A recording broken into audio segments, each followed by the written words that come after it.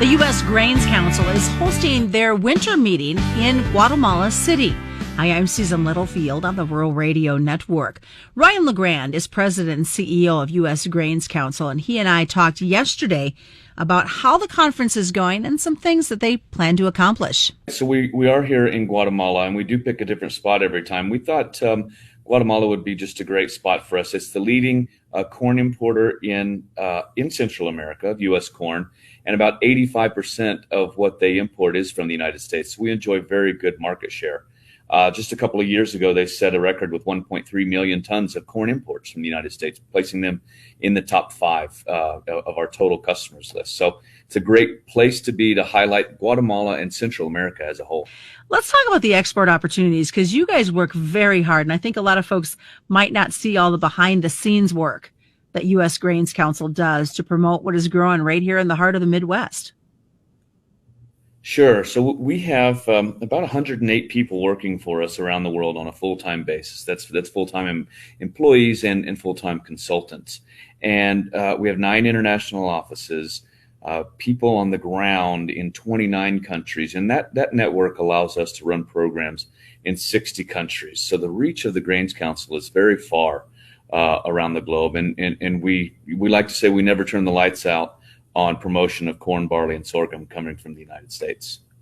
What are some of the things, I know you were on stage today addressing the attendees at the conference. What were some of the things that you shared with them about what you've seen within U.S. Grains Council at this point? Well, we talked about the promising opportunities ahead of us, especially when it comes to ethanol. We really believe that exports of bioethanol are poised for growth. There's just so many markets out there that we think are ready to start taking either their first gallons of ethanol or increase what they're already doing. So we went over that. We also talked about the Regional Agricultural Promotion Program, the new funding source coming from USDA that's just right around the corner. We've submitted proposals for that, and that will be a real shot in the arm in terms of the budget that we're receiving.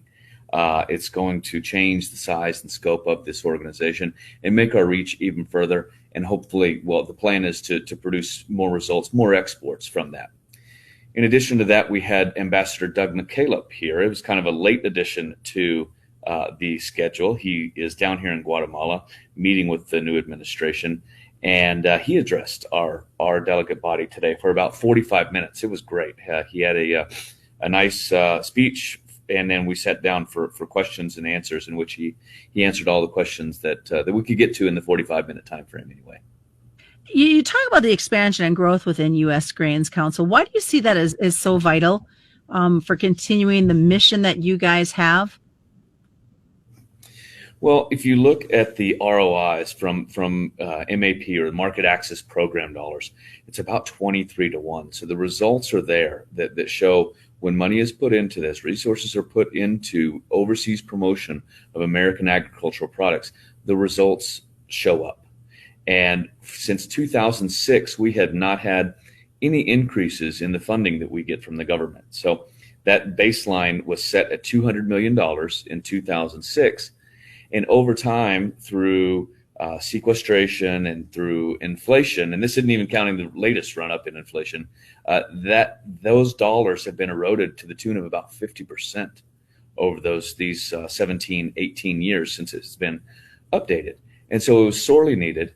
There has been a great grassroots advocacy effort from farmers all over the country, just a steady drumbeat coming to Washington for the last couple of years, talking about the importance and the need for more MAP dollars.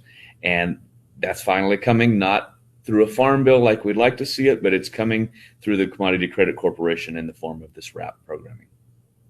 So with that funding, and you talk about doing some expanding, Ryan, what areas are you guys looking at that you'd like to see some more growth taking place? And is it, I guess it's a twofold question.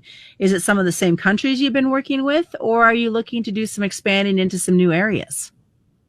Some of the same and some new. We're going to have a heavy focus on Southeast Asia, on South Asia, which is mainly India, but Bangladesh and Pakistan are there as well.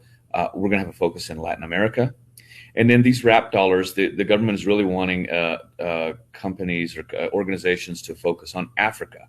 So we're going to have a piece in Africa promoting corn usage and the sorghum and distillers grain usage in East Africa, promoting ethanol usage in West Africa. And we're really going to be able to dial up the programs that really, in Africa, we have not been able to dedicate the amount of funds that we would have liked to over the past several years. Now we're going to be able to do that with these RAP funds. And it's nice to see that all the eggs aren't in one basket per se. In China, for example, I mean, you guys really have wrapped yourselves around the globe to reach some areas that have some great opportunities for promoting of agricultural products. We really have. So no other country is going to move the needle like China.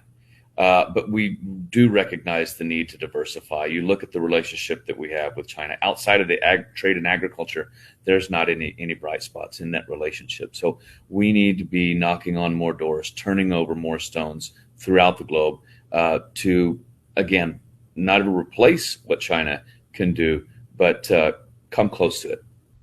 And that's part of my conversation with Ryan LeGrand with the U.S. Grains Council. I'm Susan Littlefield, the Rural Radio Network.